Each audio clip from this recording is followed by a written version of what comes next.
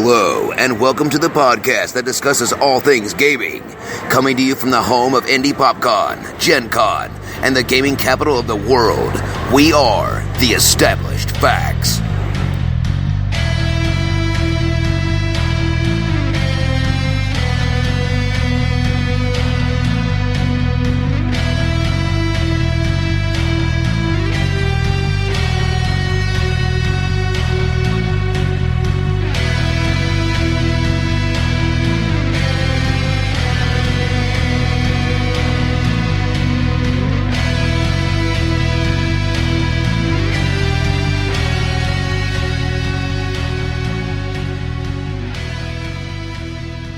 Hello, everybody, and welcome to another episode of the Established Facts. I don't know. I just went with it. You went from game show host to Mickey Hello, Mouse. everybody, and welcome to the Established Facts. Sunday. Hey. That's right. The podcast that discusses all things gaming. Go Atlanta. Go with yes. Amen, brother. Wow. That is gaming. It's a game. is It is a game. By the time someone has listened to this episode, Atlanta will have already won. Right. Speak it forth. I hope. I really hope. Preach it, brother. And then you can. Hold on. New England managed to win the Super Bowl. There. Now we've covered both bases, just in case. Don't talk about it. You didn't have Don't to. talk about Okay, it. so this is about the Super Bowl. No, I have it's- no idea what you guys are apparently talking about. football is a game in which the cosplay is really huge. It's Really? true. Okay. Yeah, they all dress up like people who make millions of dollars. Oh, well, of course. Like, ridiculously hard to get. So the guy who dresses up like Tom Brady is really good, but he's a real Jerk. Yeah, all Sure. right. So welcome to episode 139 of the Established Facts. Yeah, this is wow. So I hope you guys got a chance to listen to 138, where we did a factor play of Snake Oil, which is a very fun game. Today, for this episode, and then our next episode, this time. We're going to be It's hard presenting. to talk in futures. At I this know. current point in the multiverse, what we're doing right now. Hello, future people. Today, and then as soon as I get back from my TARDIS trip today, we're going to be. We should ask the use that time writer how gem. to write in a past, present, future. Yeah, we should. I don't. Just throw you just throw a bunch of these I weird just- I'm like, lines in does that have this to be look explained. You put the same verb down Yeah. 3 times, parentheses, ed, parentheses, ing. Oh, okay. Got it. Gotcha. Anyhow, Okay, thank you. welcome to episode 139, the schizophrenia episode of the Established Facts. As you can see, we are all extremely hyper and extremely excited to hang out and chat with you guys. can't really see us. It's more like you can hear. It's like the fireside chats. Oh, you just okay, assume got that it. everybody's in the room. Hey, Theater of the mind. I feel Theater more of the excited knowing we're in the mind. level of the presidency, which is now. different than Mind's Eye Theater. However, don't listen to us with those your of eyes you- closed if you're driving. Just- Yeah, well, I'm going to get that out there now. right. Unless you're driving blind, which then it wouldn't matter. Darwinism. That's Darwinism. illegal anyway. Don't. That's don't true. do that either. But a lot of things are illegal. Well, that's true. We're getting all the caveats out now. Yeah, I think so. I think we're just trying to get our energy. Oh, but that's illegal. Right. Oh, wait. Right. Okay.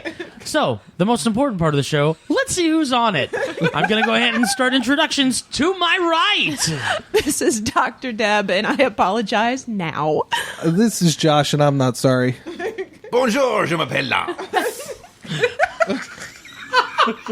Hola. Me llamo. Me llamo. Thank you.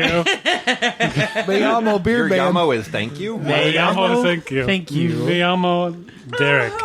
There you go. はじめまして、私の名前は Guernsey の Avital です。どうぞよろしく。 Okay. All right. Hang on. Because what was that? What do you think it was? It was Japanese. I'm Avital, by the way. Yes. I did study Japanese two for a while. The international version of the Established Facts.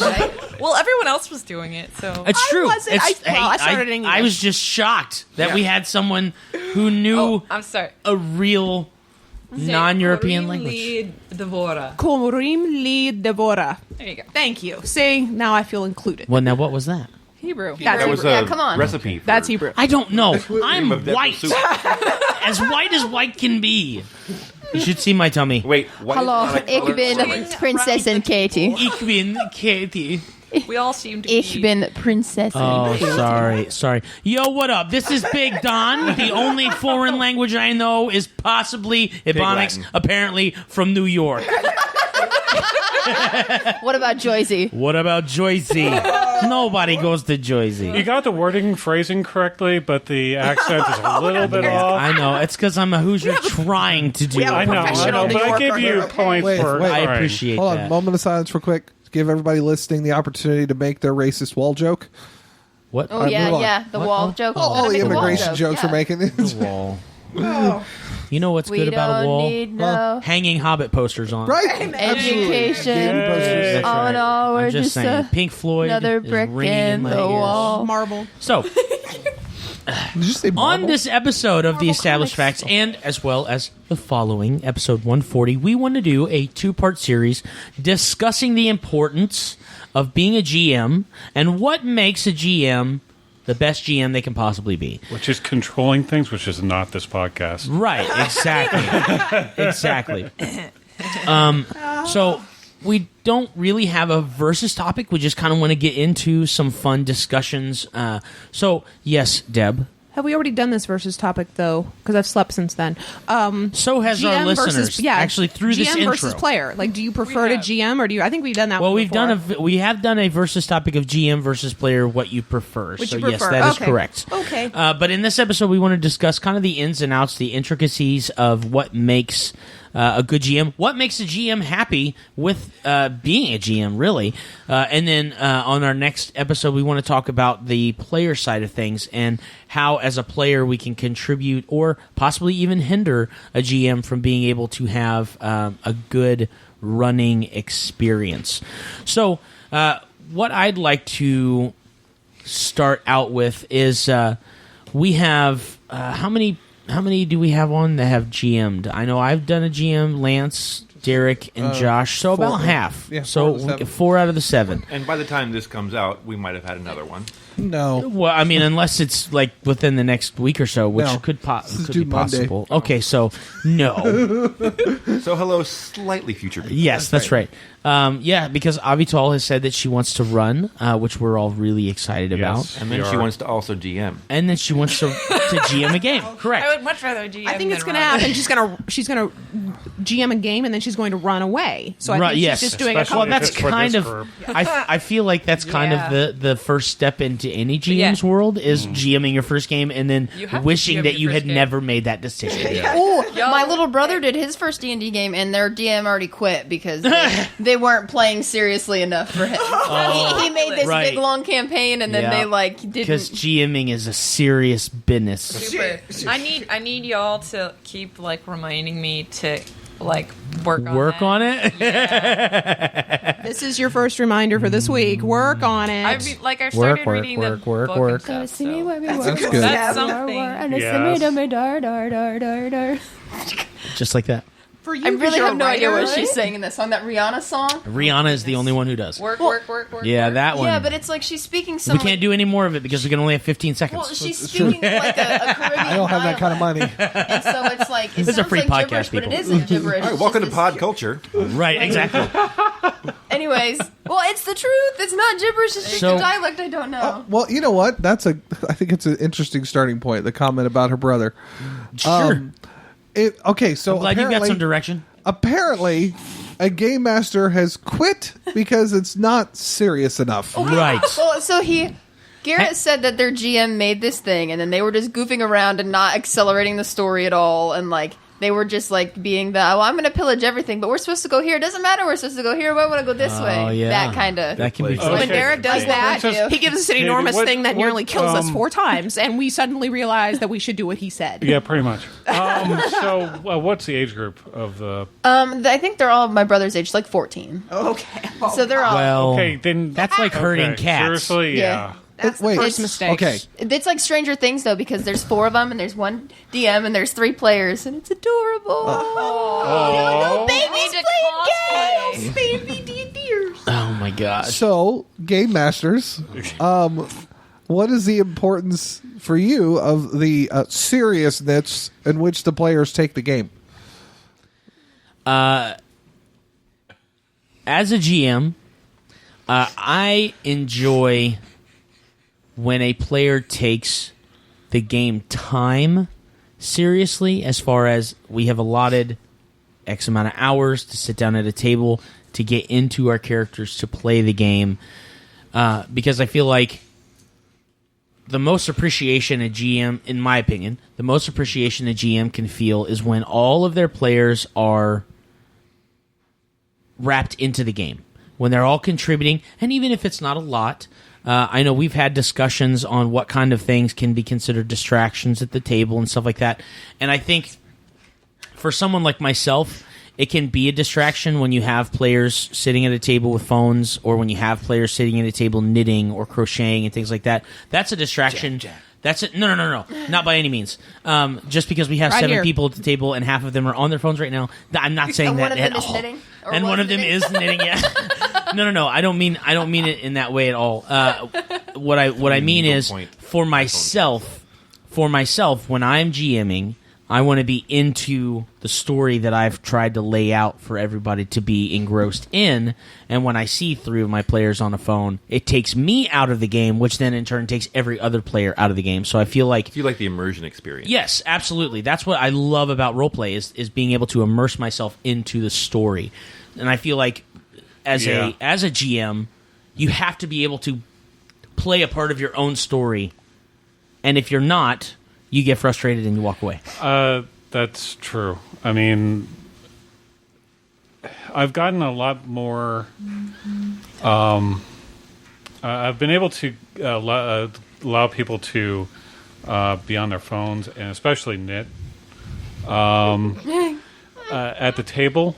My biggest distraction and problem would be when people start having side conversations. Yeah.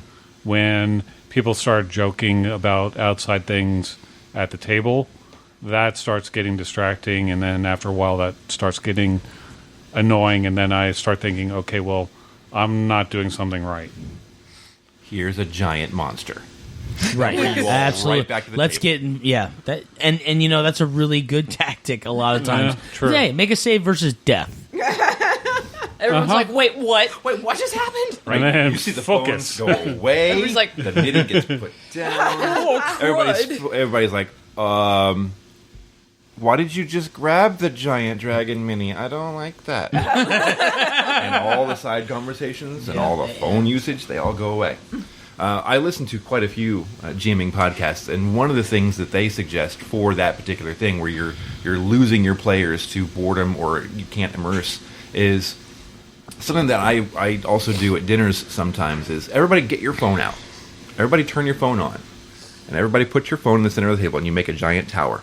Okay, whoever touches their phone first pays for dinner. Yeah. Whoever touches their phone first, and unless it's an emergency, your character dies. No? Well, that's a good way to Oh wow. That's up the ante. Your character loses a level. Ooh. Con damage.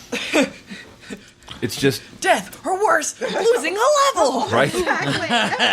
So Surely Yeah, needs to it's- reevaluate you her have to priorities. know your players really well to be able to do something like that. yeah. But in our case, if that was something that happened, how many of us would lose a level? You can't touch your knitting needles. No. You can't touch your phone. Okay, you can't knitting touch is your computer. Than phones. That is true You can't because touch your knitting is like a coloring book. muscle Much memory different. thing. Because you don't have to necessarily look at your knitting to do it or your crocheting. You can Understand. just do it by feel. Understand, but anything that distracts you from the game is what I'm using as the modus here. Fair enough, yeah. If I'm just saying, I'm so fidgety. people do the side conversations like we do a lot, Derek, I'm sorry, I like to do private conversations if it matters to the game, That's fine. and I like to make pop culture references. I'll do movie quotes during a game, as long as it's not distracting. But if the rule was the first person to make a snide comment, the first person to make their pop Oh, yeah. culture reference loses a level, Lance would be a first Shut. level game. Well, for me, I think the investment of the player, it comes down to it's a personality flaw that I'm completely aware of. I hate repeating myself. Yeah. So if it, I so hear you. if you're distracted, Oh, I love that. The daggers that his eyes are throwing right now are awesome. I could feel them over That's around the table. if you're on your phone or you're knitting or whatever, and that's how you pass the time. If your character's not doing something, I'll get over it as long as you heard everything that went down, because everything that went down could be pertinent to what's going on in the game. And I don't feel I should have to tell you that again, because you are giving up the time just as much as a game master. I'm giving up the time as well. Yes. Go ahead, Deb. So I struggle with that in reverse, and let me explain what I mean. So the party, in their infinite wisdom, decided to split because everyone knows that a split party. Well, everyone knows is the right decision. Right, the it's always the safest right decision. It's, Yes, so you got to mitigate damage. Right. So A, B, and C. I'm weeping tears of blood just hearing that. So A, B, and C are wandering into the cave to, poke the dragon. And I am sitting minding my own silly business outside a room. And so I'm knitting because I'm not in that scene. Because Deb will sit and listen to the scene and be like, what the heck are you doing? What are you doing? Oh, wait, I'm not there. Crap. What are you? You're going to get us all killed. No, you're not there. I'm going to jump across and strangle you. You're not there. So I will totally accidentally metagame. Like, this all just happened. You weren't there. You don't know what happened. Oh, snap. Okay, yes. So I will knit to be like pulling myself away from that scene that is now playing. I'm over here. I don't know. I can't hear. And so I will sometimes use that, or I will sometimes screw around on my phone so that I'm not listening, and so that I won't sit here and go, well, I know that Josh's character just said that, and he's like, no, you didn't. And I'll be like, oh, crap. So I do it in reverse. Lance is waving down passing traffic. Go ahead, Lance. My type of DM style, knowing that there's a player at the table that does that, I have you roll a d20, and you become the conscience of the group. Huh? You become the nagging conscience of the group. Oh, I can't believe you're doing that. You are now that person's inner ear saying, Deb's character would probably be saying this right now. You're the voice in my head saying, wait, don't do that. And then they have to roll to Am I going to ignore this? see if they're going to follow that or not. They may not want to, but if their conscience tells them to and they fail their roll, they're going to follow what Deb Jiminy said. Cricket! That would be awesome! Okay. One thing that I've done before in games is when you have the unfortunate event of a party splitting in town, is making the players who are not participating in whatever action is going on participating as NPC actors in that. Because it keeps everybody's attention in the game, and you can have some fun exchanges, and really as long as you take reference of the GM and make sure that the GM is okay with the direction that whatever conversation is going on is happening, and that's okay with what's happening for the game's sake, then there's, in my opinion, there's no problem with, oh yeah, sure, we have flying carpets, and then you look at the GM, yeah, the GM's like, yeah, totally fine, they're $50,000. You know what I mean? Like, oh, I can't afford that. Yeah, well, no joke. So, but for you. For you, I like you. I could make you a deal that you can't refuse. Go ahead, Josh. Well, I on that note, I don't think I'll ever forget the scenario in when we were playing the Destruction of Xenopolis game that I was running, and I tried that out. A couple of you guys were talking to some shop owner, and Derek and Deb came in trying on clothing as two women from the town, and it was hysterical. I felt pretty. He was quite lovely. It really was. He's been floating on that emotional attachment for years now. I think though, Deb, what for me is kind of a discrepancy, but it's a personality thing as well. The separation of player and character. For me, it's a lot easier to sit and listen to a situation so that Josh, the player, does know what's going on or what did happen and can remember it from that perspective. But the character can, if the character wasn't there, I am relatively experienced enough at not using that information. But I do appreciate it when a game master reminds me if I try to. Hey, you weren't there. Oh, that's right. Right. And kind of, using that reminding part, I know that we kind of, as we tend to do, deviated a little bit from the original point. And I think that the idea of a group of 14-year-olds trying to run a Dungeons & Dragons game is entertaining. Because I started playing Dungeons & Dragons at the age of 15. But I think that the difference between me playing a game at 15 and these guys playing at 14 is that I played with a bunch of guys that were like in their 30s and 40s and had been playing for years and had tons of experience with GMing. And I think that when it comes to the attitude of your players and how serious they are about the game, first of all, you have to know, and even if you don't know everybody, you have to at least surmise that at some point you're going to lose control of the game, and you have to just be ready for that. And I don't mean that you need the party to go left and they go right. Those kind of things, there are tricks as a GM. For any of you players who have never GM'd, there are fun little tricks that you can, quote-unquote, railroad somebody into going the way that you want. You just It's have not to... a railroad, it's a plot train. It is. It's a hook. You're hooking, you're catfishing your players into going the direction that you need them to go because of the story in which you have laid out. Now, The shop is no longer on the left-hand side, it's now on the it's right-hand right-hand side. Right. Or it just so happens that this shop owner, your party splits. This shop owner is also brothers with this shop owner where the other party members are going to go. Yeah. And they say, oh, hey, they're having a special over at my brother's store. You guys should get over there soon because they're going to close very quickly. Just little tweaks. Or you That put shop the has giant amazing GM weapons that dwarves mini in the usually front of them really, and say, really "You can like. go There's that some way." amazing dwarven Right. war axes. I'm gonna set. Right, and so you just kind of give them, hey, you can go this one way. Excuse me, I'm going to smack the crap out of my mic. You gonna break that cable too? I'm going to try and break it. You can go, you can go this way or you can go that way, but eventually you're going to kind of get back to the focus of where the GM is going to be. And I think that player intensity when it comes to the game is something that is molded over time. Yeah. If you're a 14-year-old trying to run for some gonna be a 14-year-olds, dungeon. It's going to be a dungeon crawl. right? Exactly, and Hack and slash. that's Yeah. actually one of the first games that I got into was playing a dwarf warrior that ran around with a party, and we did a lot of dungeon crawling. And again, it helped that most of the people that I played with were 10 years plus older than me, and they had knowledge and experience in the realm of role-playing. I had done all kinds of fun games, but I didn't understand the amount of focus that you needed to have until I had played the game a few times with these guys, and then I went, oh, cool. And then I created my own first character, and then it was like a whole new world had opened up to me. So go ahead, Derek. You were mentioning how you put the GM mini, which is like the large minis Right. out there.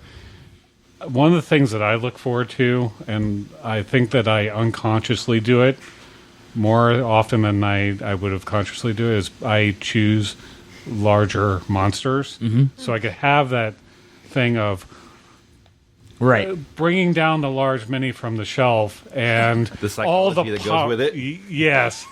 All the players are like watching this thing. Yep. Yeah. Bunch of just nose. Nope. Yep. Yeah. No. This happened in our last Pathfinder Society game Yes. that you happened to run for us.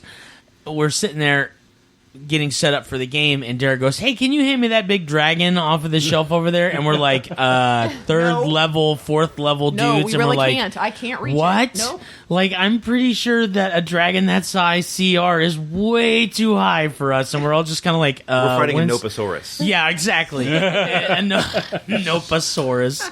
Oh man! Now I have to create that character, that Right. creature. And I think even just psychologically, like if it's just a bugbear, but you use a dragon mini or something like that, yeah, like yeah. immediately the focus is on this guy. Okay, you don't even tell him what it is. Like, okay, roll initiative. Okay, he's got poo for dex, so he's gonna have a poor initiative. But then just play the bugbear stats with the with the dragon mini. Uh-huh. Everyone's focused on the dragon. We're all like, oh, this is gonna be horrible. Oh, and you kill him in 2 turns. Wait, what?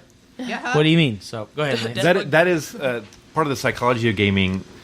Using minis, it has been proven a little bit that the mini that you use, if it's to represent an actual version of that mini, people are like, oh, well, that's what I'm facing. Right. Using a bigger miniature for something smaller, people are trying harder to beat it. But, for example, in one of the games we play, we use little goblins to represent people. Right. We look at the goblin, we're like, we should be able to beat that goblin. Why Right. haven't we beat that goblin? Right. How come it's taken us legitimately 10 rounds to kill this one goblin? Because that goblin is a slime. Right, exactly. Because it's an ooze and it's getting ready to eat your face. Nom, nom, nom, nom, nom. Josh, that was weird. That was really weird. Josh Creepy. licked his microphone. Right. I did not lick the microphone. So, talking about the intensity of players and, some of the things that can distract us or hinder us a little bit as GMs in general, my question to the group is, what do you, as a storyteller or potential storyteller, or as a player that's trying to help the storyteller in the game, because if you have not experienced this, there is a lot of authority that an experienced, seasoned player can have at a table to help the GM progress the game along. So what are things that we do that help keep the spirit of the game high so that action is constantly moving? You don't necessarily have to force people into one direction or another. What are some of the things that we do as players and GMs to kind of keep the action going? I like making suggestions. As a player who's also a GM, I like to make the suggestion of, hey, we could go this way, we could do that, and the GM takes it. Or if I have a player that says, oh no, he's going to probably throw this at us. That's not what I was going to throw at you, but that's a much better idea. Yeah, I love that. Yes, and? Yes, and. That's applies to this. Right. I mean, I've had multiple times where I've had players say, well, I hope that X doesn't happen, and then I will totally take X and make it happen. Well, as a matter of fact, I'll go ahead and write that down. Like, the exponential power happens. Yes. What are those letters again? T, P, K. Got it. Yeah. I like that you actually wrote down. Yeah, I know. On your notebook. Just in case I forgot. They established back 3 letters. That's right. They established back brought to you with the letters T, P, and K. Oh my goodness gracious! Well, as The Princess Kaytie? yes, the Princess Kaytie. You said Z. The Oh, I thought you said Z. I was like, I did too. yeah, okay. I thought it was So, That's Z the too. French pronunciation. Yeah, The well, Princess. the Princess well, that's, Kaytie. okay, so Deb was on the same page, and he was like, wait, but he said Z. That's not the letter T at all. That's not the letter T. Yeah, that's just Zombie not right. Princess Kaytie. That's what. The S's are on the same page. The censors are like that. Green. That's No what you different than 4 a.m. Princess Katie. That's not true because I'm a night shift person. Sorry, That's no different. 9 a.m. Yeah, thank Princess you. Kaytie. Yes, Steve. Okay. Dom, what was the question again? Yeah, exactly. No. How do players help the How do Keep we? the How do action we as moving. GMs? With How do we as focus. GMs or players help sculpt and keep the action of a game moving forward and progressing, so that you don't have those slumps of energy and Big things like events. that? Okay. Explain. Well, I will. Good. Good. A big event often shows up, whether it be we're going to drop this monster in front of you, or one of the smaller of the reveals can get people interested. Like the idea that you find out that you find the name of the bad guy you're looking for. Like the only thing you've heard so far is that he's killing in the northwest quadrant of the city, and you come to find out, as you find out more information, that information starts to really intrigue a player. I can, at least from what I've noticed, and as a player, to keep myself focused, asking questions. I'm not trying to be the nagging question person, but constantly. But why? Constantly But why? asking, because that's what we're doing. Are we there yet? Ultimately, we're glorified investigators who, in a lot of cases, end up having to kill whatever we're investigating. Along those lines, it's also giving them something that's completely foreign. In a game that I ran, I think last weekend,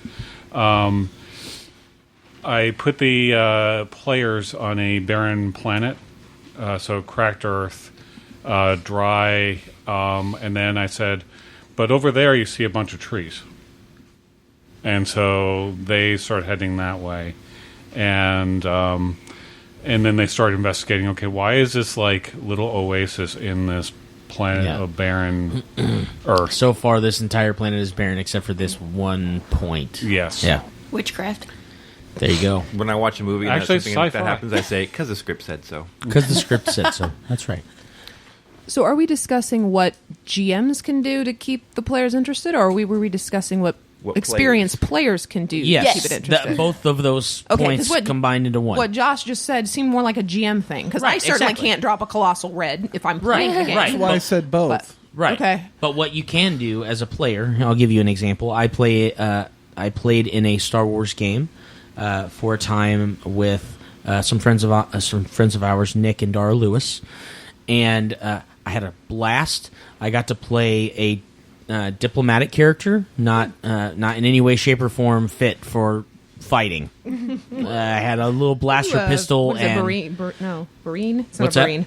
The Breen, the ones who are all the epic negotiators. no, I Very played a smart. Twi'lek. Oh, okay. Oh, nice. Interesting. Because Okay. why not? Because typecasting. Bib 14. Because typecast. Yeah, Yes, because yeah, I have, head tentacles, and I figure why not play a character that has head tentacles? It's a Twi'lek, dude. No, I know what a Twi'lek is. That's what they're called. I understand. Okay, don't look at me weird. Look at you weird.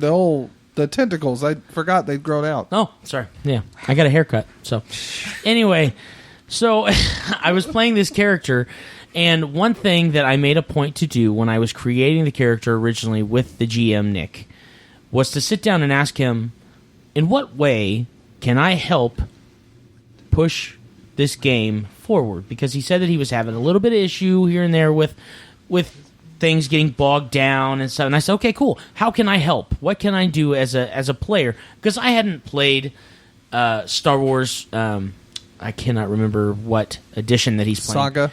Yeah, I had not played the Saga edition, but obviously I'm an experienced role player, and so it's not going to be that big of a deal for me to get into this game. It's a D20 system, not a big deal.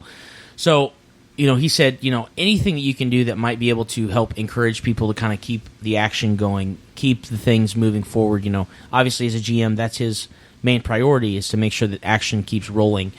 But I made it a point that when I felt like there was a lull, or when I felt like there was a little too much side conversation going on and not enough focus, that my character would I'd look at another character and be like, hey, let's break something. Or, hey, So, let's... you were playing... Was this the same game that you were playing with Chupa? No. I was playing a droid in that game, actually. Okay. Now that I think about it. So I guess I had played Saga before. I forgot the John Rain Saga. Yeah. No, that was a completely different kind of character. That was a very much like a extremely sarcastic... Well, I guess now I can use the phrase, or the droid K2 from Rogue One. Kind of that, like, I'm sorry, sir, but Chupa has been floating in space. What should I do? I don't know. Should I grab him with the pincers? No, that might hurt him. Should I shoot him with a missile? You know what I mean? Like, just silly stuff like that. No, this guy was kind of like the silver-tongued, get into a situation and then be able to get himself out of a situation without having to use his blaster. So I just used that to my advantage when we were in a situation where people were just kind of like stuck, like, as Mikey Mason would say, they're strategizing for 3 hours for no reason. So I was the guy who would go in and say, hey, can I borrow an explosive? Yeah, are you going to pay me back? Well, I bought you these bombs, so I'm just going to use one of them. Okay, yeah, sure. And then I would just throw it at the door. So Chupa was filling that role in our game. Okay, then yeah, very much that kind of a character. Yeah. But you have to be careful, because that becomes a boredom crutch for you then. Sure. Oh, well, I'm bored. I'm just going to go do the weird, crazy thing. Right. I have I'm married to a player that does that. Right. And there's definitely a sense of balance that you have to have. And I would not recommend, if you are a newer player, I would not recommend being somebody who does something like that on a whim. I think you have to have discernment of what's going on. And then you have to, like, when you look at the GM and you see that his eyes are like, come on, like, hurry up and do, that's when I go, okay, it's my time to shine. So I walk up to this gal right here in, the trooper suit, and she just happens to not have a helmet on. I say, hey, how can I get something to eat, and then just kind of go with it there. So go ahead, Josh. As a game master, this is for you players. If you have a player that's like that, particularly one that is experienced in doing that, please don't get mad at him. Yeah. Go with it. Follow the cues. Follow the cues. whole game. Like one of the advantages of having taken some improv classes really kind of gears around a lot of what goes on at the game table. And you got to be okay with, all right, let's do this. Now, there are some times you're going to play a character whose moral stance, the moral compass may have a problem. Broken. Right, may have a problem with that. There are going to be times where you look the other way. There are going to be times where you stop the players. But on the same note, if your character, as a lawful character, as we've mentioned way back when or whatever, has to stop a party member from doing it, the party member being stopped, again, don't be mad. This is the premise behind. You guys are playing legitimate characters. There are characters that I'm not okay with you killing the innocent shopkeeper because he took your coin purse. Arrest him and throw him in jail. That's going to happen. Be okay with yes and. Yes, and you pick up a situation like that, and if you're playing a rogue like I like to play, you say, yeah, absolutely, I'll take him to the jail. He may not be breathing by the time he gets there, but yeah, or, oh, sorry, you ran into that wall. I didn't mean to, You have to be very careful if you're going to be playing the character that throws a thermo detonator on a crowded bus. Yeah, absolutely. Because your other players, your other characters, they don't have to approve, but you can't be like, even though the alignments don't really exist in Saga, you can't be like have a lawful good character in that situation. Well, yeah, absolutely. Because then you guys are just mutually exclusive. Which is exactly why we did not have any Jedi stick around. Well, and that honest to goodness, Oh, and this is what I really like about Saga. There is no alignment. Yeah. So you can play a Jedi that runs with the code of the Jedi. But you have either got to, and I think that this is exactly what ended up happening in the game, is you have to either be okay with looking the other direction as things happen that you would not approve of, according to how closely you follow your code, or become a Sith, or a Grey Jedi. A Grey Jedi. Right. Or you just say, you know what, you guys are going to do what you're doing. I cannot look past this. I'm not going to call the authorities on you for what's going on right here. I'm just going to part ways. Now, in the future, that may be a different story, but as of right now, because I don't want you to kill me, and I'm not really interested in killing you, let's go ahead and part right here. And it's not that big of a deal. As a players, we had to have a conversation about our characters, how our party structure was going, because we started off as a good party. But then, I hate to say it, but like it was one other player and me turned super Sith, and that's where our party gelled around, was on the dark side. Okay, and I don't know if it was necessarily the dark side as much as it was trying to keep you out of trouble. We had a lot of fun keeping you out of trouble. Derek's character was morally black. Yes, everyone else had to play to that. Yes. Now there were also the instance being the Wookiee who accidentally ripped two guys' arms off. Right. But that was not out of choice of character. It was outraged. Huh? No. No, there was no chess in that particular instance. But so I think we've touched on a lot of really cool things. One thing that I would like. Oh, go ahead, Lance. If you got something. We've been talking about what characters can do to move the game along and to help the GM. What about? You said players can do. Sure. And I know that Before we go to L, players was going to be part of part 2, so I didn't want to get us too far ahead into the second part of the episode. Oh, okay. Does that make sense? Yes. I was actually just telling Don about, I think it's about time we cut on to part 2. So, how about you rephrase your question as something for them to look forward to? Things I like to do as a GM. Things I look forward to as a GM. Oh my goodness gracious. Okay. I'm confused right now. Were you was this in response to as a game master or as a player? I was saying things that the player can do to help the GM. Okay. Then I will step back and please do what you're going to remember do. that listening thing and paying attention thing? Sorry. What are you going to do? It's cool. Maybe take a role that is traditionally a GM's. Like, initiative tracker. It'll help with the players being bored because now they have a job to do. Yep.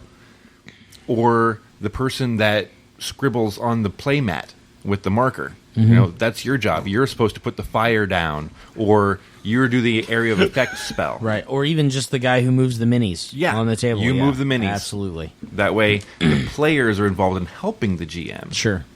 keep that focus on the table instead of when people start telling gamer stories and everyone whips out their phone. Right. See, that is a really good idea, not just to keep distractions to a minimum, but to get other people some experience in jamming. So, And if you have a rules lawyer, make them the guy that holds the book. There you go. Oh, this is the rule. Show it to me. Yeah, look it up. and every time that they try to say, hey, there's this rule about such and such, you're wrong about this, you push the button and shock their collar. Oh, I like that idea. That went to another level. Yeah, that doesn't promote gaming. We don't really have that problem. I don't in our normally group. talk No, we about really my don't. shot We don't. collar on family-friendly podcast, Derek. Oh my goodness gracious! And with that, Boing. welcome to So- the Established Facts After Dark. Yeah. What just happened? Apparently, we went into part 2, and it was a lot darker than what we thought. So, as a person who, whether you're an aspiring GM or an established GM in general, or if you just like to tell stories, one question that I have to pose for everyone is, what do you think the most effective way to get players into a game? So this, you're talking session 0, session 1. You are trying to, if it's a convention game, obviously you don't have a session 0, you have a session 1, and that may be the only session you have. But you're trying to get players immediately or very quickly immersed into the idea of the game. What techniques would you suggest, or do you think you would be good at using if you are not yet a GM? Are you To kind of get the ball because these are rolling? two different things. Okay. Yes. Because con games Con versus games are a different animal. versus home games. Well, but you could. I would agree with you that the structure of a home game, obviously, versus the structure of a con game is different, because a home game you can stretch out a little bit further. Right. But you're still going to use similar techniques to get people hooked into the game. You don't? I do. No, I do. because you, as a con game, as a player, you're coming into this thinking it's a con game, it's a one shot. Sure. I'm not invested as much in my character. Sure, I can agree with that. You've also got a time clock. At Okay, a con well, game. if- you got to be done out of here by 4 hours or whatever. Okay, well then in that case, if we want to say that con characters don't count, what technique do you use to get a player into a campaign? I think over time, and just as a podcast and listening to podcasts, we've learned a few new tricks as well. And as a matter of fact, last weekend we did the first time I've sat down and utilized Fear the Boots group template. And though a few of the questions are answered already because they're all playing Pathfinder Society characters, so they're all a part of the society, but some of the questions that come up on there almost entirely revolve around how the party knows each other and Sure. what stories they have that link them. Which, in and my opinion, is that's your the session biggest 0. complaint Yeah. that I hear a lot of new players have is, well, why would I be traveling best with part this of guy? it. Yeah, Yeah, why do I don't care forget. about what happens to Oh, this dude yeah. in my party? Right.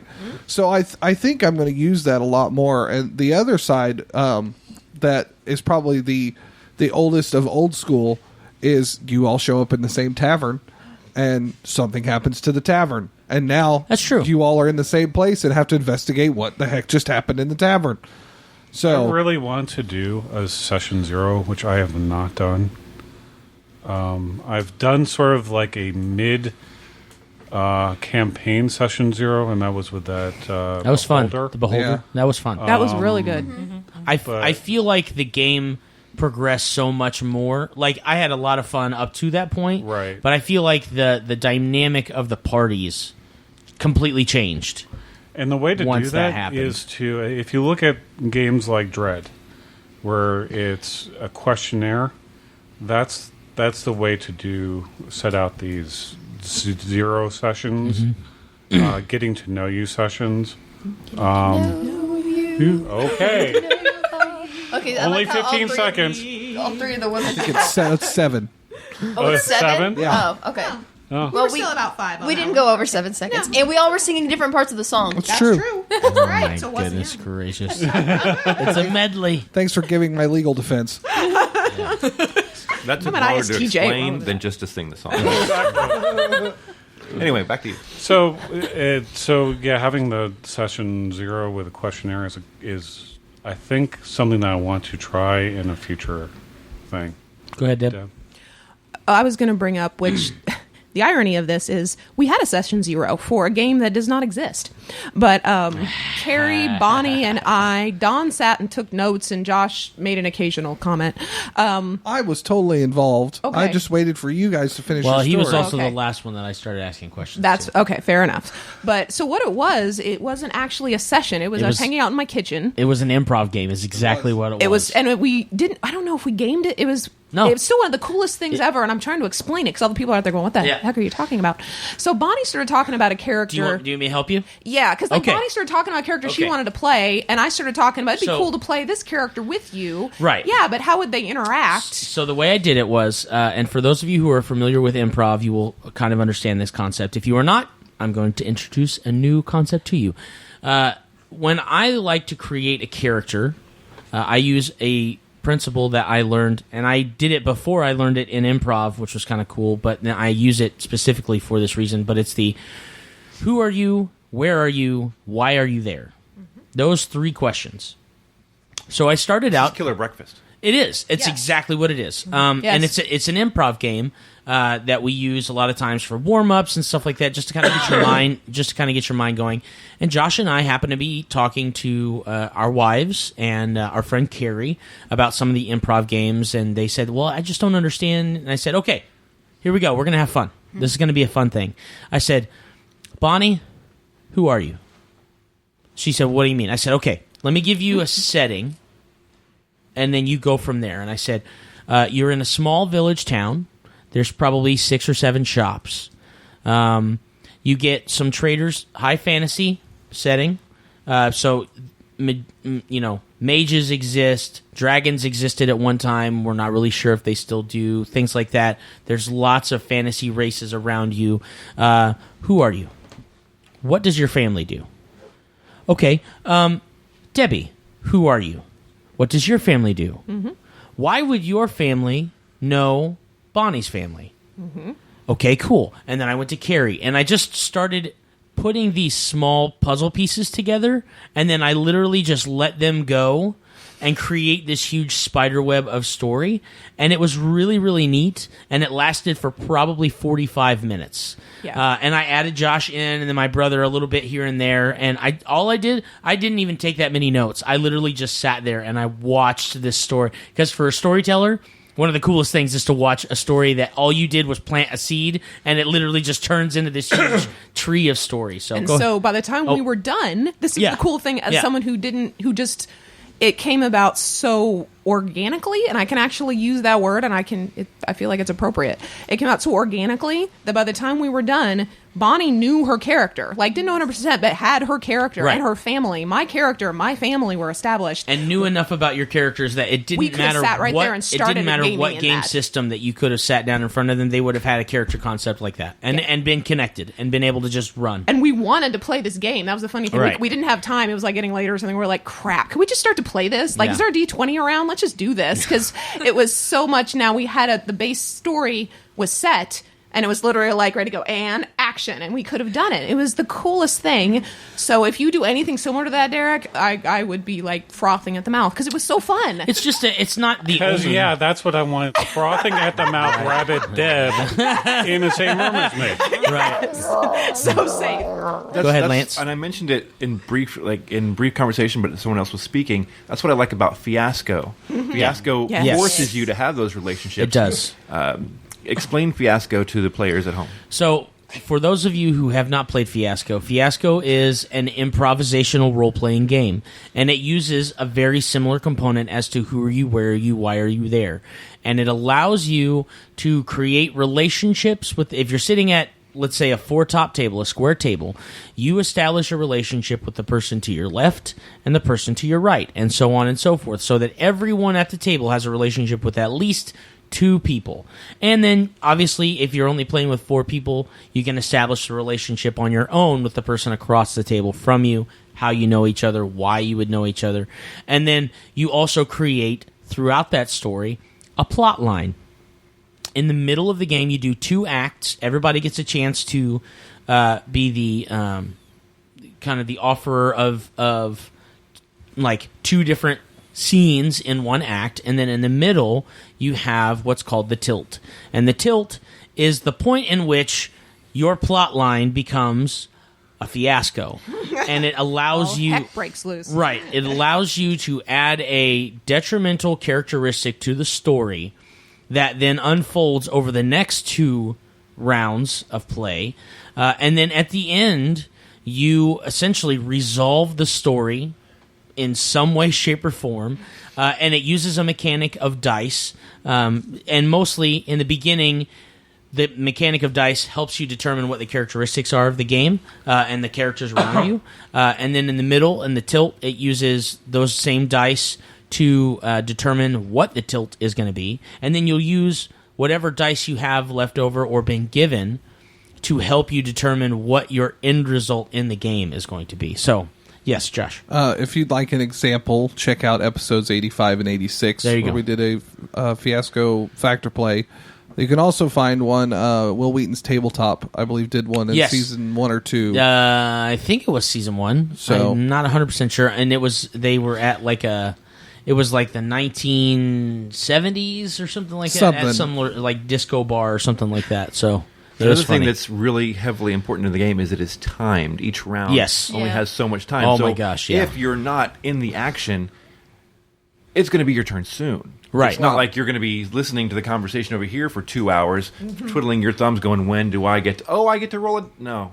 Okay. It's timed if you choose. We've played it quite a few times. In my opinion, it's better if it's timed. Oh, I agree. Yes. Thank you, Zach Lorton. Yes. Yeah. As a Session 0 game, to make that process. would be important. Yes, absolutely. Sure. If you use that as a Session 0 game to turn those... even if you didn't do... Well, especially if you didn't do whatever the resolving activity is at the end of the game, being able to use those characters as this is your Session 0 meetup, and then now build these characters in whatever template you're playing in. Derek, you look like you're smoking from the ears, like you're thinking about this as a valid option. It is a valid option, and I think what you guys should do is do a factor play of a Session 0. I think that's a genius idea. that'd be I'm fun. totally okay I with would be that. totally fine doing that I'll again even because run it was so wonderful. Oh yeah. I Well, have already. blast. I would do it again in a heartbeat. Ta-da-ta-da. Because I've been thinking about this for quite a while. Since Gamer X, when I developed my own game and showed it to Derek, I've been thinking about doing this, so I'd be happy to I run like a that. Session I'm 0 totally for you guys. down. I'm totally down for us doing that. Avital, go ahead. This is a thing I saw that somebody was running at Fear the Con this year, I believe, which was cool. I don't remember the name of the system, but it's a thing where you do like a world building thing. And then, so someone's running that in one session, and then in a later session on the weekend, they're running a game in that world that they have created in the past session. And I thought that was also a That's cool, really type of cool. idea. No, but you did that with Pelagame. Yeah, I did. In some way that's true. So Probably I was find out what that's called. I remember and also Bonnie and I had chatted about one of our struggles sometimes in playing D&D Pathfinder style is we struggle as sensors, and maybe it's an S thing versus an N thing. Please refer to our Myers-Briggs type indicator ones for further information. But as sensors, we like to have a picture in our mind or sounds or smells or some type of a sense to start to link us to the idea of a character. That's important to me. So, like, what does she look like? Where does she work? Can I imagine where she works? Can I imagine what her husband looks like? Can I imagine... And if I see it in my mind, it becomes more real to me. So we both were commenting that sometimes it's hard because we, at the first game, session 1, we don't have that in our mind, and we don't have our other compatriots in our mind, so it's hard. We feel very disconnected initially because it's like, I don't know who you are, and I don't know who I am.